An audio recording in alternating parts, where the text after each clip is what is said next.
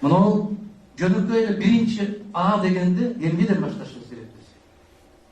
Биздин жарандардын конституциялык укугу торголоо жокту. Ушуга жооп табалычы. Бул машинаны кое туралы, башка технологияларды кое туралы. Мен кыргыз жаранымын. Мен шайланууга укугум барбы деген суроого жооп табалычы. Мен айтам, баса белгиле. Жок. Укугум жок. Сен өзгөндө жашап атса, сенин тизмең базар борбонунан чыгышы мүмкүн. Базар борбондо жашап атсаң, сенин тизмең ак башыдан чыгышы мүмкүн. Калппы?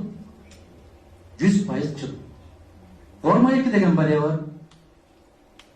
Мына Оштун өзүнөн өткөндөгү шайлоодо канча киши күлчөгө барып добуш берип келген? 5 кылдай билесиң. Мына технология, ал технология. Тооба келтиремби? Тооба келтирем, айланайын. Мен Кыргызстанда жашайм, мен реалдуу жашагым. Биз ирип бүткөнбүз. Бир суурдек азыр Заңгар Ширкешев айтканда, ошол суурдун 3 баласы болуп атпайбы? 3 эле казылды.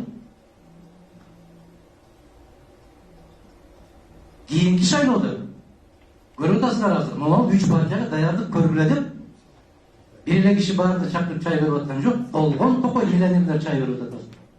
Мен канчанчы болуп кирип калам деп. Мына мен бир жума башта Москвадан келдим. Менин укугум бар деп Россиядагы биздин жарандар монда блокнот чыгарышат. Менин укугум бар деп футболка жасап кийишип атат. Менин укугум бар деп мондай чыгарып атат. Менин укугум бар деп чөйчөктөрдү чыгарып атат. Мына ошолордун кыйкырыгын бүгүн угабы бүгүн депутаттар? Жээнбеков угабы бүгүн? Укпай. Себеп биз аны 1 жыл башта угузганбыз. Укпай койгон азыр деле укпай атат.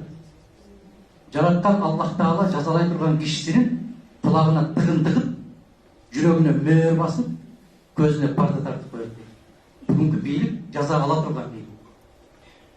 Жазасын колуна кармай турган бийлик. Мына 1 миллионго жакын кыргыз жарандары чыркырай ыйлап жүрөт. Менин укугум бар дейт. Жок, сенин укугуң жок дейт.